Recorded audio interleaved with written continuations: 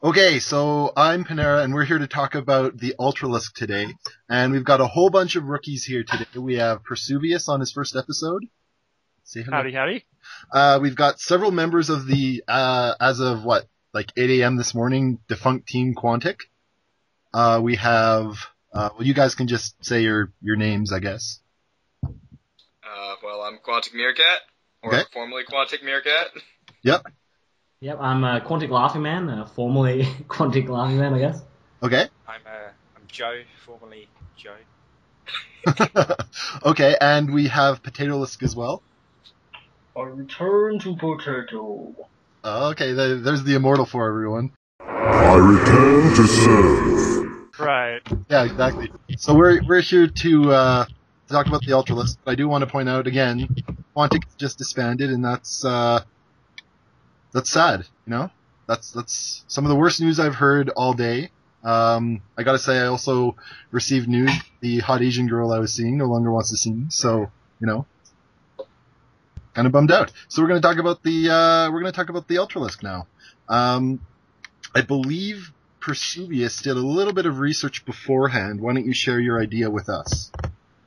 Okay, so it kind of like in all Zerg anthropodic natures, we have spiky things that come off all of them. I see this a lot in bugs that hang around produce vegetation, we'll call it, like big trees and sugar canes, tropical type of produce that you would see in that nature. Mm-hmm. And now also there was if you look at some of the pictures of an Ultralisk, you have kind of two shelled areas. You have a top area that covers the head, and it has this neck that connects to the main body with two sickle horn things that grab and munch and nom those Terran Marines You like mean two crazy. sets? You mean two sets? Yeah, they have Carnivorous? two sets. So yeah, they have two side Okay. sickle things that come out the front. Okay, and I believe you had mentioned a genus of Serambistic beetle before to me. Oh, yeah, I gotta look up. What did I say that was?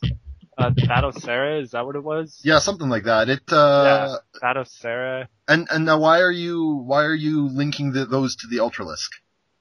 Well, on the armored plating of the Ultralisk, we have an in particular similarity to those spikes that come off the head area of the Batocera genus, and I just thought it was interesting that those sort of look exactly the same.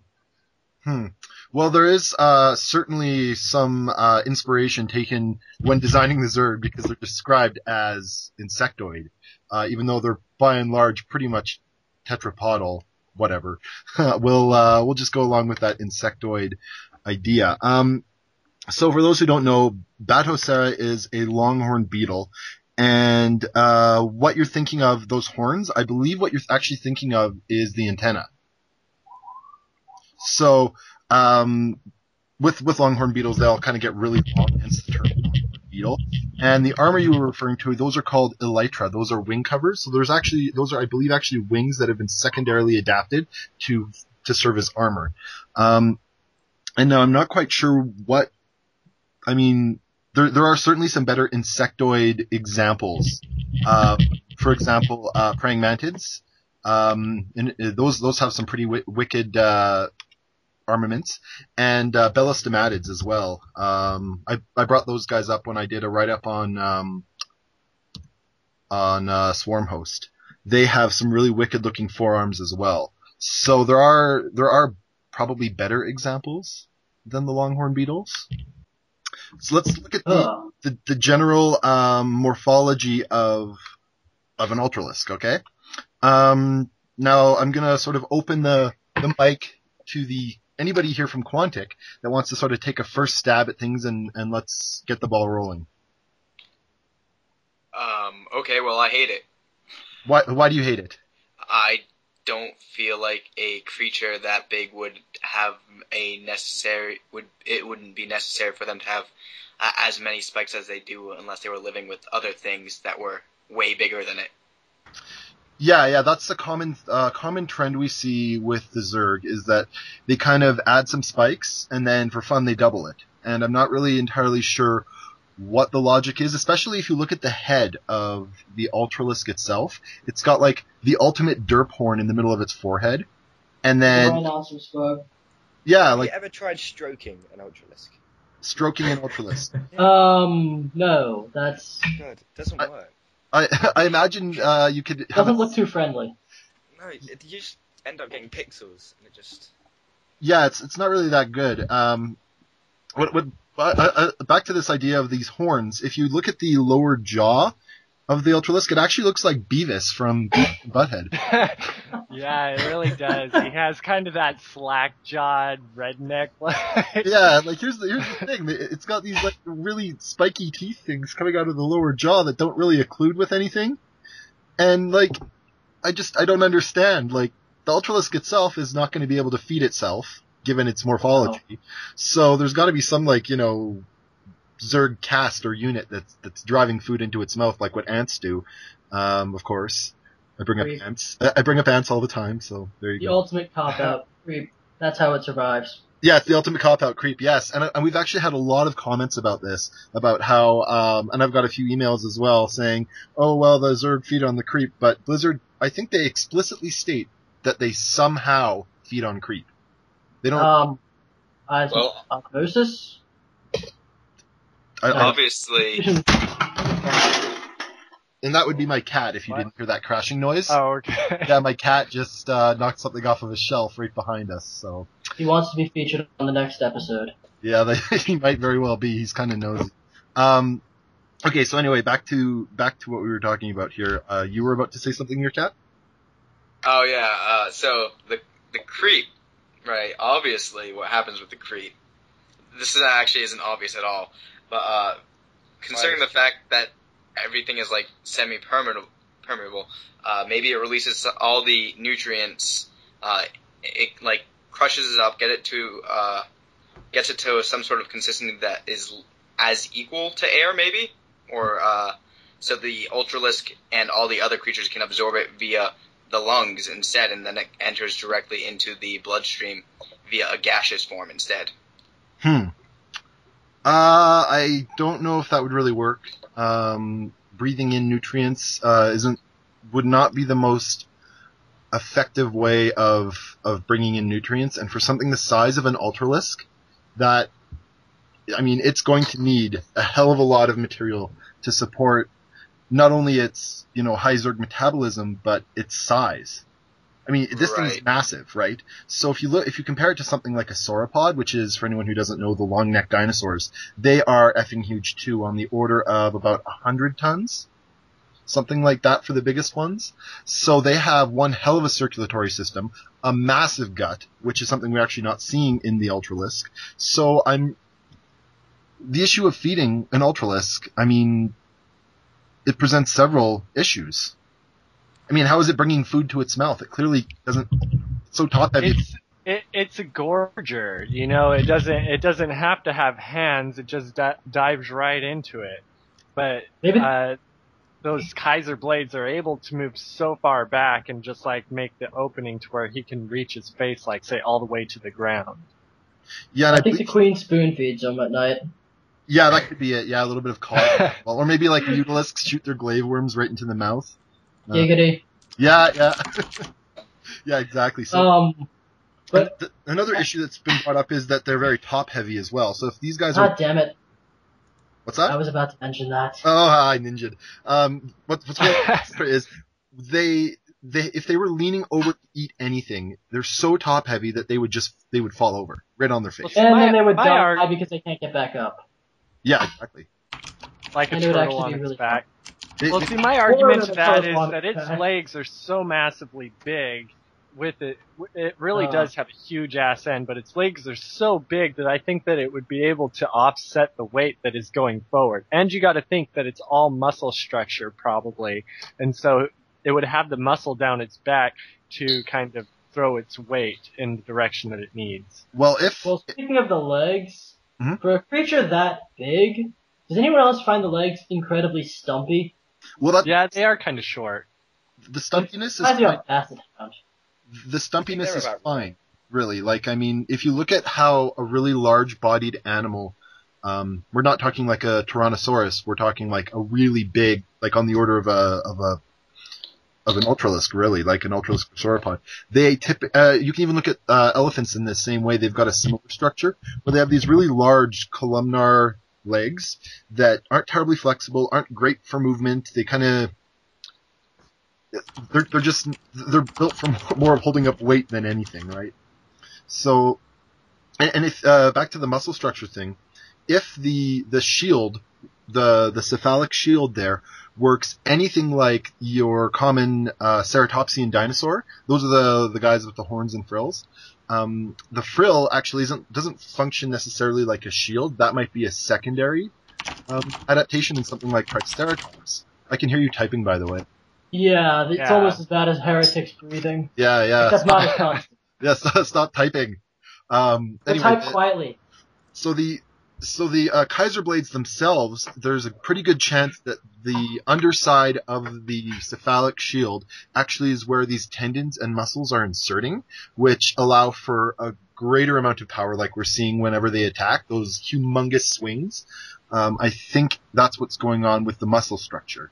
Now, as far as the actual, it's weird. The neck and the vertical part of the body that's moving up to support the cephalic shield and head, that actually to me looks thicker than the back end of the animal with its little like wiggly bum. So I don't know. I would have liked to have seen that more centered over the four legs. What do you guys think? I think Well, it's more than 4 legs. I think 6 legs would be quite good.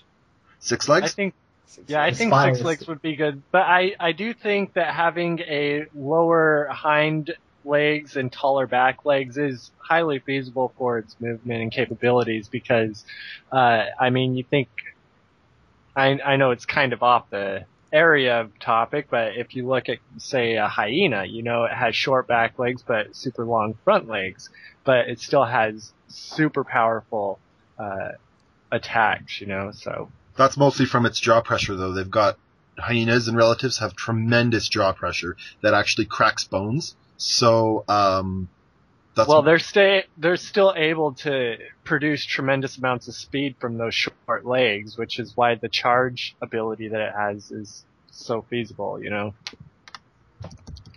Yeah. Well, basically, I don't really like the comparison towards the hyena. I mean, I see your point with the larger upper limbs. And I certainly do think that the front limbs do need to be more powerful than the back legs. So basically, like, because when you're thinking about the Ultralisk is swinging its body forward, and so in order to support those massive strengths, and massive forces and all the things going on there, it's going to need to have slightly more power in the front, I think. So I hate to say this, but I think Blizzard kind of thought of something there, because if you see the bottom feet have the front feet have giant protrusions, which are like spikes, which I'm assuming actually go into the ground. Those are toes. No, Toes. I don't think so. I think they're toes. No, there's 3 toes and then one giant They toe look like spike. You just call them a rhinoceros toe. toes. I'm not calling them toes. Okay, well, they certainly could dig into the ground as well.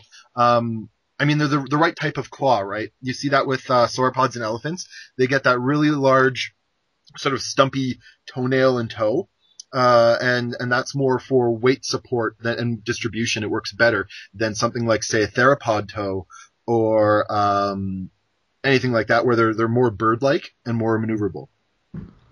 So, yeah. Now, one thing that I want to point out is this thing is so heavily adapted to being that living tank. It would simply not be able to function without the swarm living with it and feeding it and taking care of it. I mean, this thing. It has no thumbs. How can it feed itself? Well, exactly, yeah. So this is very reminiscent. I'll use the genus Atta, so ATTA, for anyone who wants to look it up. That's the leafcutter ants. And I know I harp on ants a lot deal with it, whatever. They're a great example because they're superorganisms along with the Zerg. Basically, with the Ultralisk, they've, like I said, evolved to the point where feeding themselves becomes a problem. In some of the super major or war-oriented castes of the genus Atta, and many other genera as well, you actually see these ants with such massive, basically tools of war on their face, these mandibles that are so big that they actually have trouble feeding themselves. So the minor workers actually like run up in between the mandibles, which are similar to these Kaiser blades in function, and drive food right into the mouths. So is it possible that the Zerglings and the Ultralisk actually lived on the same planet, or maybe the Hydralisk and the Ultralisk, or something like that? Well, I think because we know what the Ultralisk came from. It came from the, what are they called, the Bronto Theers? No, Bronto something. Yeah.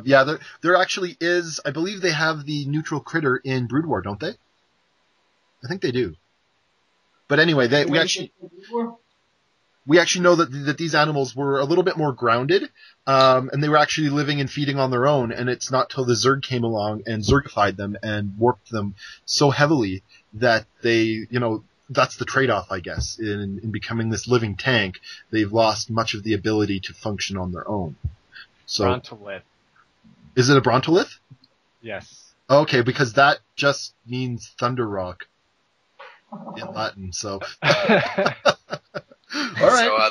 So the Thunder Rocks eventually became the Ultralisk. Yeah. Okay. Yeah. So there's sometimes I get a kick out of when people don't know the meaning of words and then use them. It's fantastic. So. Well, I think that a Brontolith was yes, it does have Latin roots, but it was an actual animal. No, yeah, you're thinking of rock. You're thinking of Brontotheres. Brontotheres? Yeah, which means thunder beast. Those lived here on the planet anyway.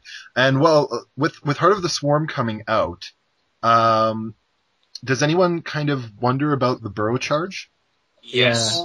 Yes, I do. Oh my gosh. Are we talking about stuff or just in theory, like normal stuff? Okay, so I've had several comments about this as well. I know that Stedman in the campaign actually says something like they vibrate their body at high frequencies and it breaks rock and stuff. That is a load of crap, okay? That is another supreme cop-out, I believe. And I think that there's better ways to describe how these things are moving through the ground. When you look at when the Ultralisk burrows itself, it doesn't vibrate and then sink into the ground. Instead, it dives in head first with I believe the Kaiser blades are swinging the whole time. I think I can. I have big issues with this. Why is that? Me? Yes.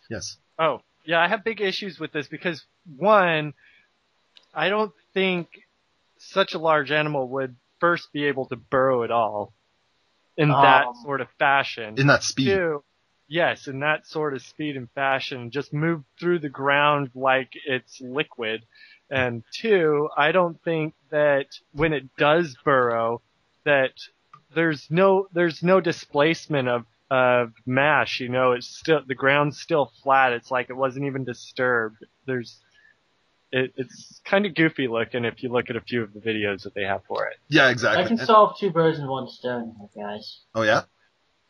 While burrowing, it also just eats its way through the entire surface of the planet and feeds itself off of that.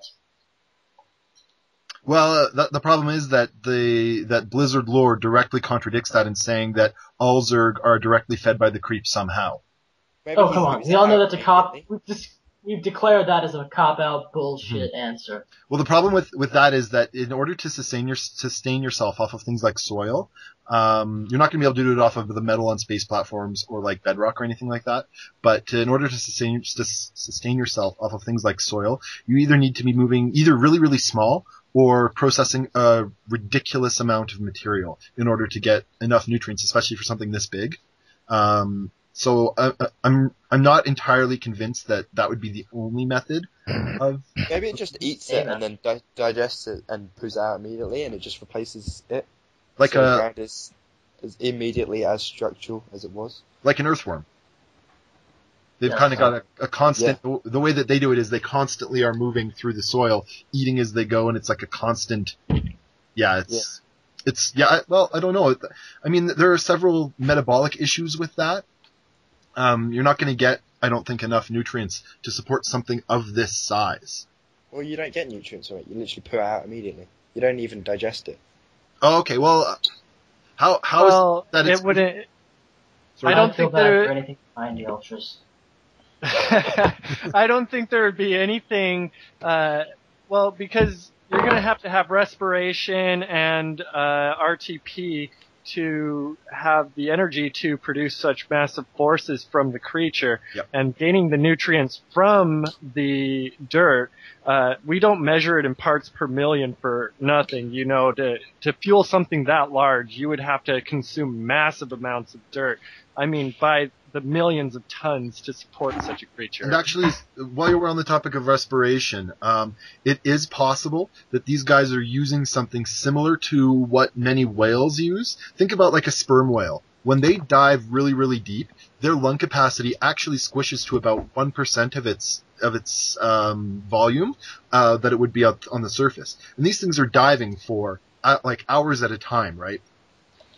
So basically what I'm thinking is they use a similar ability to almost hypersaturate their muscles with oxygen before they do any diving or go into combat.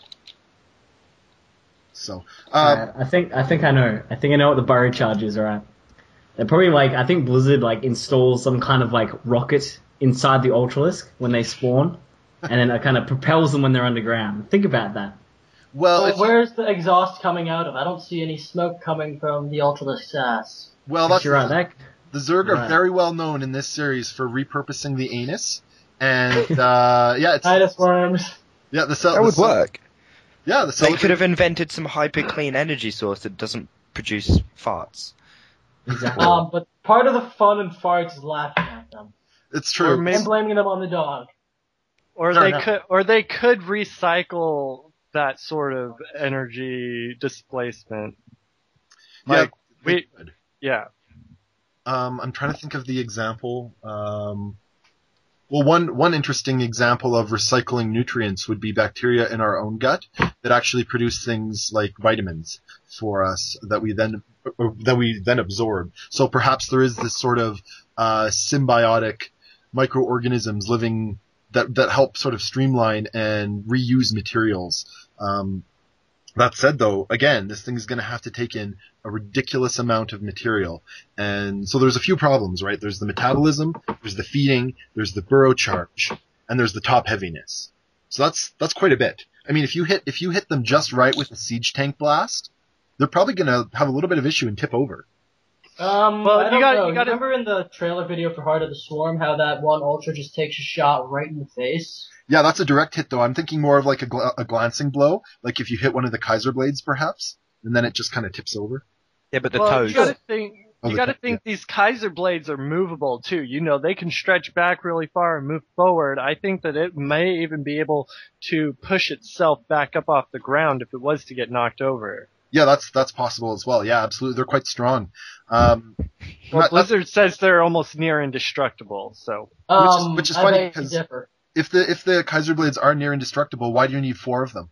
The reason why you have 4 is if you lose one of them, then you're still at least 50% battle efficient. So you still have 2 that are presumably able to occlude and cause damage, right? So it's a failsafe, which is something we've seen Zerg do as well. They kind of they don't sort of take that risk. They'd rather. How do you know it's a failsafe and they don't just want to like You don't chop wanna up twice just as much? Well, Well, they just I- don't want to be safe in case they faceplant due to tripping over a Zergling, and they What want to if be able to it's- get back up. What if it's more of a mechanism to use to kill things closer to the ground? Because those first ones are really high up. Those are like Colossus leg height. That's true. They do lean forward though on their attack. Whether or not the problem is that we don't see how the sizes scale in this game, because obviously there is some significant scale issues. Hang on. So Wait, scale compared to other units, or scaled for the Ultralisk? well, for every unit, right? I mean, some of the artwork that I've seen as far as Ultralisks in comparison with like a Marine, the Ultralisk could just like step on them and be done with it. rather than sit there having to swing at them. So. I found that might be useful. It's a size chart for all Starcraft units. Oh yeah, that's not official. That was done by an enterprising young man. I don't know, maybe a woman. I don't know, but it's a pretty decent reference though too. I mean, we're kind of arm waving. So the cleavers appear to be 10 to 20 feet. The big ones that everyone can see appear to be 10 to 20 feet off the ground for the Starcraft 2 Ultra, and the smaller one appears to be, let's say that's 8 feet off the ground. Yeah. So they would definitely have to lean forward in order to hit the majority of their targets anyway. When you say off the ground, do you mean flying? I mean, like, they're not touching the ground. Oh. Yeah, they're Ultralisk flying, oh god. Could you imagine? Imber. Oh no, I would actually run the hell away. I think the person who we think is going to work, somebody had better work on that Viper game where you launch Marines and Ghosts into the atmosphere and then have Ultralisk clean them up. Yeah, like have a flying Ultralisk that goes through and just nom his. How OP would that be? A flying Ultralisk, serious? That'd be awesome. You just wait till Kerrigan shags one of the Ultralisks. Whoever's making the custom game, just call it Anatomy of Starcraft Ideas. Because we'll add more as we go on, because I guarantee you we'll have more bullshit genius ideas. Oh yeah, we copyright them. We'll make a whole new meta game, and then we'll all get hired by Valve to make the second version of the game, kind of like what happened with Dota. So obviously. Yeah, exactly. So imagine how powerful that would be against Colossi. Yeah, oh god, Ultralisk missile. Ultralisk secret missile. Just dive bomb. Ultralisk. Okay, you're good. Overlord, come here. You're gonna open up your butthole, pick up this Ultralisk, and fly at that Colossus. Then you're gonna open up your butt and drop the Colossus. Drop it on the Colossus. Now, presumably, if you're loading, like, you know, the whole concept of baneling bombs, where you're like flying overlords over and dropping baneling bombs on a clumped up Protoss death ball or whatever. If you're able to do that, presumably, could you not at max velocity release an Ultralisk into like the side of a Colossus?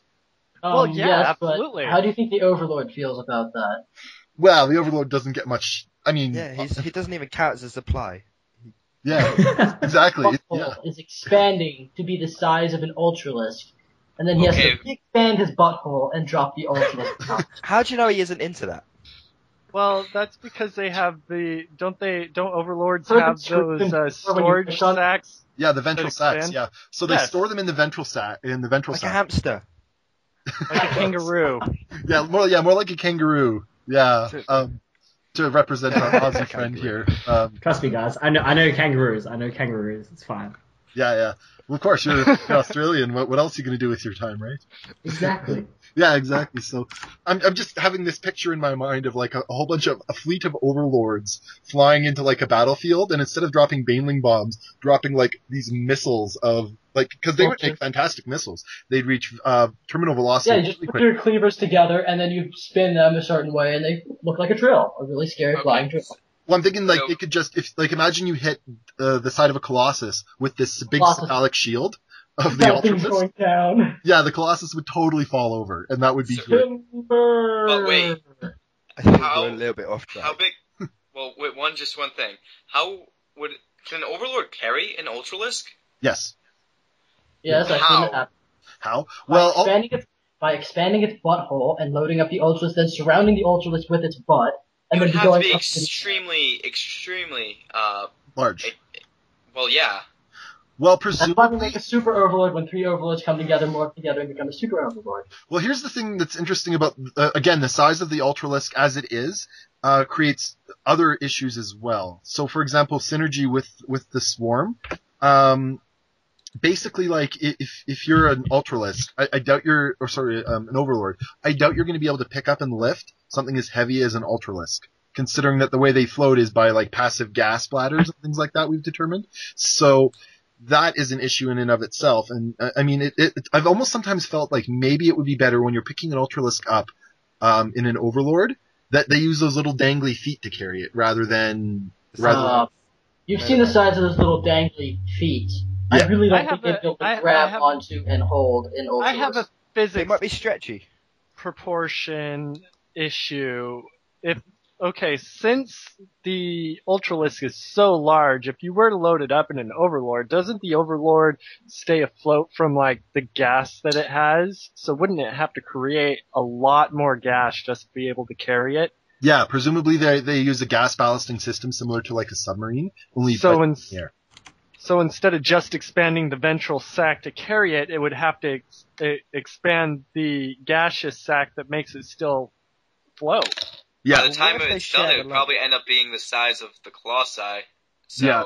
So like Yeah. that's a big issue with the Ultralisk as well. The Ultralisk has a lot of issues with it, as far as from a functional ecology perspective, as well, if we're considering the Zerg as like a superorganism that has its own ecology with each different caste.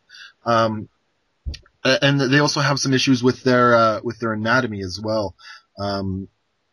What I'm really excited for in Heart of the Swarm is to see the rest of that trailer where the Zerg are attacking, and you see the Ultralisks sort of in battle taking shots from the siege tanks. Not only because it's badass, but it'll actually help our case a little bit too. Or hurt our case.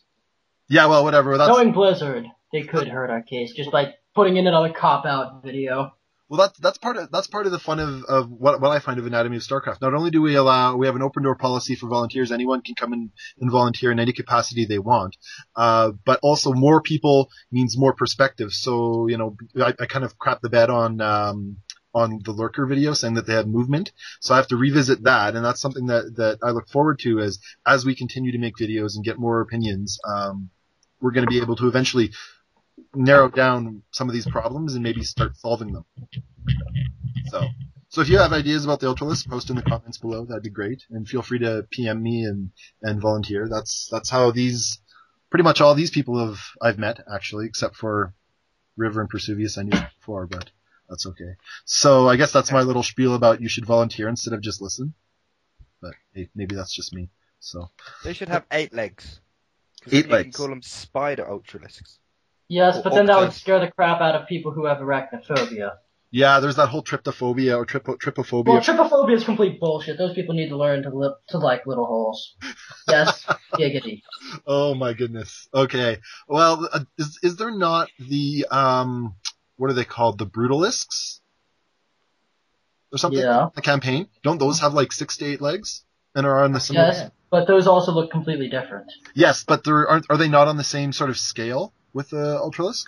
they're larger, I believe, actually, maybe. Yeah, they're larger by a pretty big amount, I think. They're larger only because they need to be made more important in the campaign, so the casual player will actually say, "Ooh, I need to kill that big fuck over there." Yeah.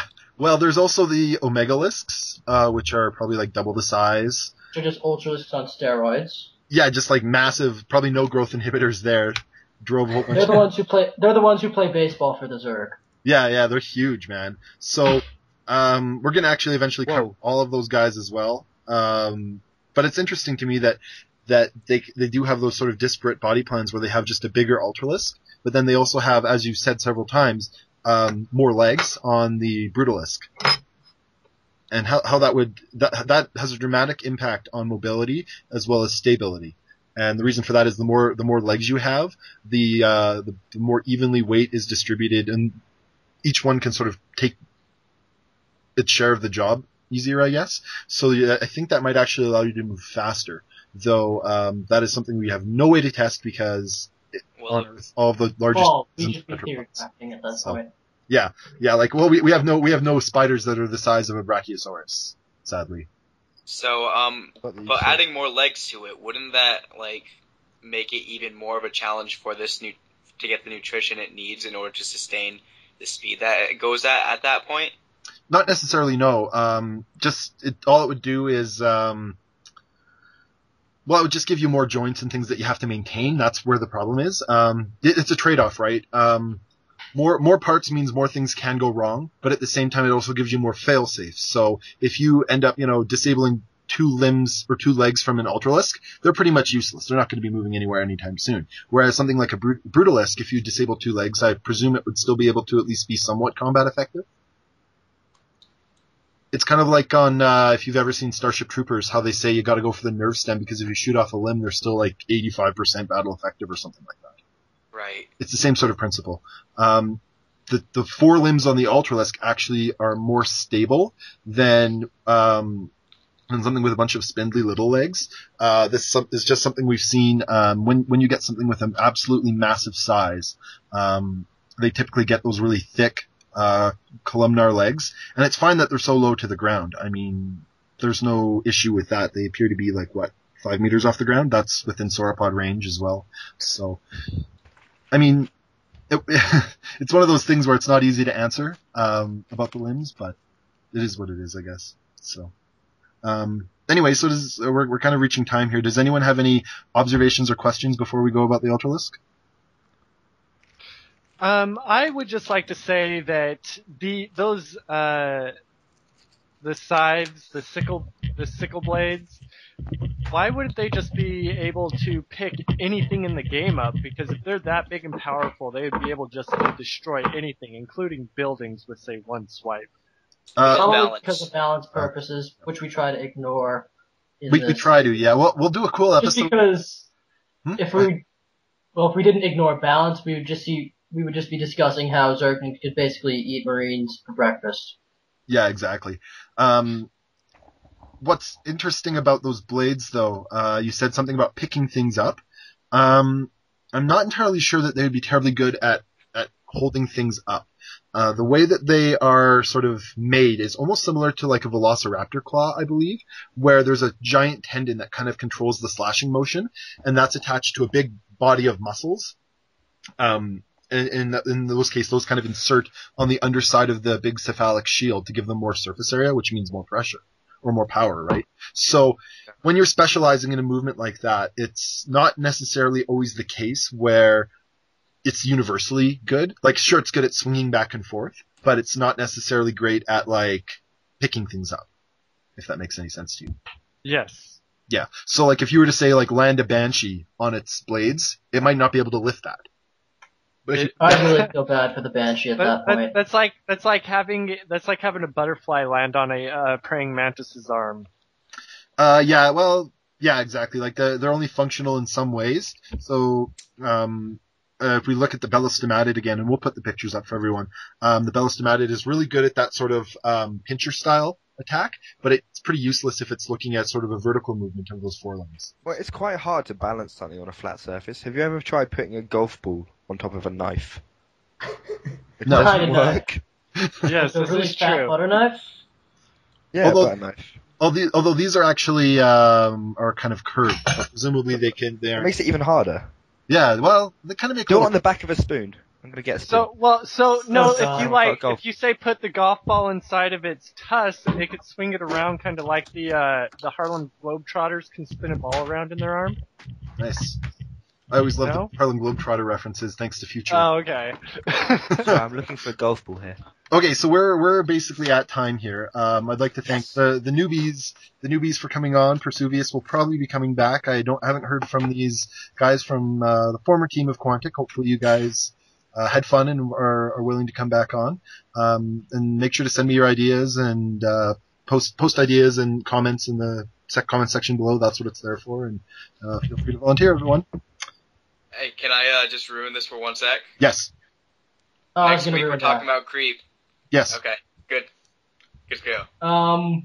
Hit the like button, hit the subscribe button, or I will make sure your house is covered in massive, massive amounts of potatoes. And all of them will be spoiled so you cannot make vodka or french fries out of them. Or chips. This actually works. Oh no, I dropped it. You guys are ridiculous. Have a good night, guys. Yeah. Okay, see ya.